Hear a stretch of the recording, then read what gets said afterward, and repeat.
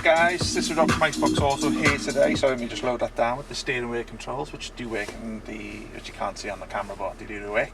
So this is being installed into a Mercedes G-Wagon today. It's the same similar dash radio as the W203 C-Class 2. So obviously you can multi-use this video for either car. This is our Style 3 464 gig 8-core processor version. What you get for your money is a 9-inch screen, and also this outer frame here, and the frame that goes around the original vent central panel down here. That's obviously, there's a gap there for that, so you get the frame and the screen that comes with it anyway. Okay, so what you're seeing now is the CarPlay, which is wireless, connected to my phone, which is an Apple phone.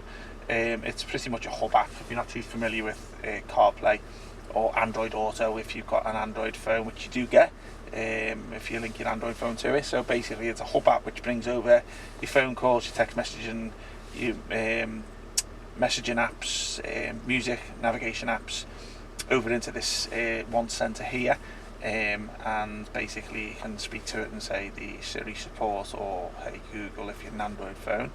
So what you're looking at there is me Apple Maps there. Also you're going to see Google Maps there, and also once the signal's terrible around here, as you can see it's on a low bar 5G. So once the signal's decent, somebody's maps show up in the satellite imagery, which obviously Google Maps normally does, but just obviously it's still loading now just because the signal's poor. But it's notorious around here for bad signal anyway, so don't worry about that. And a couple of these apps, music apps and messaging apps and stuff like that there anyway. Okay, so on the actual system itself, which is an Android system, Android operating system, it comes with Android 15 on this at the moment. Don't worry if you've got an Apple phone, it doesn't mean you can't use Apple with the Android OS. All it basically means is when you want an app from the App Store, you're going to go to the Google Play Store, not the Apple Store. So that's all it means. So you can totally fine with Apple phones, even though it's an Android.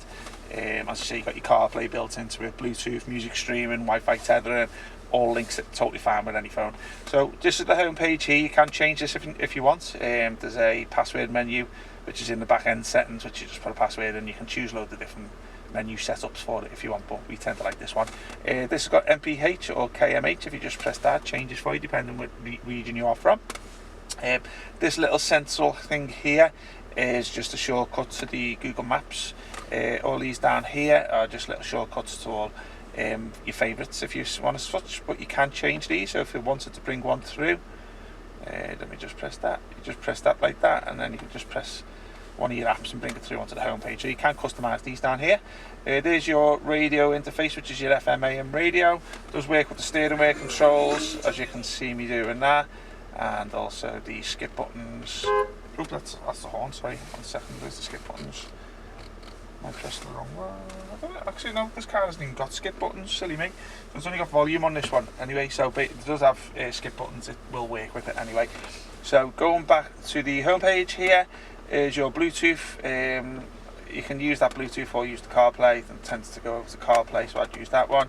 There's your MP3 player, so obviously if you've got music and you want to put it on a pen drive, you can play your music through there. Alternatively, you can do it through the video player here. Again, put your movies onto a pen drive and you can play it through there. You can see it's nice, quick and responsive. That's what you're going to get with an 8-core processor. If you go down to 4-core, it can be a little bit slow on apps, but it's good for general use. So if you're using like radio, MP3 players and stuff like that, the 4-core's fine. If you're going to be using apps on there like Netflix, YouTube and all that type of stuff, movies, then it's always best to go for an 8-core one. So that's what you can see, it's pretty fast and responsive, and it's a nice HD resolution there. Gallery, I don't know how they put this on. I always say this in my videos.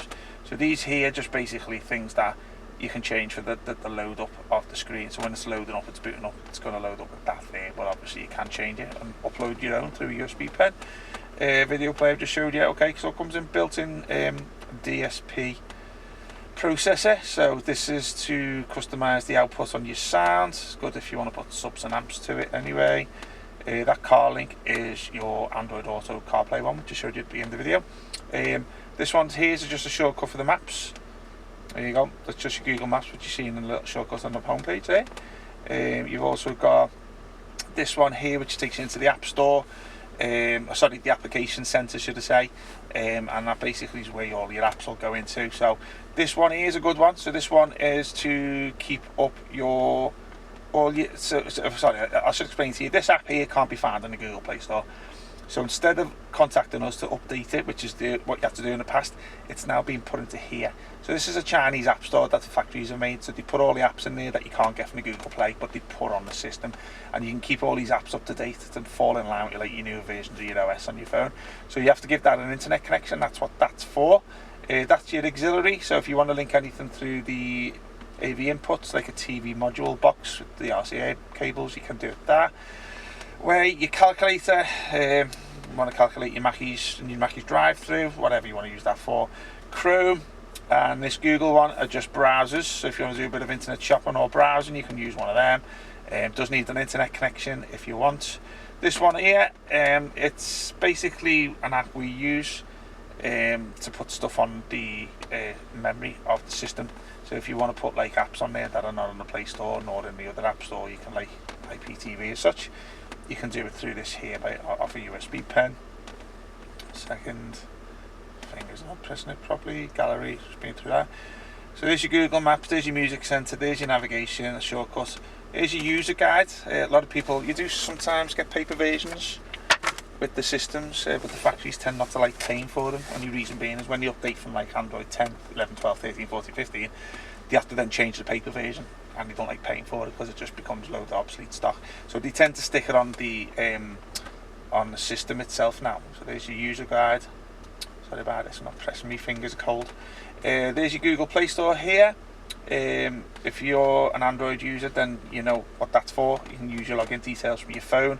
If you haven't got a Google Play Store, all you need to do is register. You don't have to put your card details in or nothing unless you're paying for something.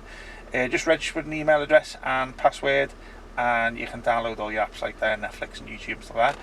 If you don't want to sign into there and you still want, it's important that you keep Google Maps, Google browsers and all that up to date, and it's important you do that. So what you simply do, if you don't want to sign in, is press them three dots there, click on updates, and it'll update all the apps. If you don't do that, your apps will get outdated, and then maybe over a year or two, the app will just end up crashing the system. And it's not alarm if it crashes it.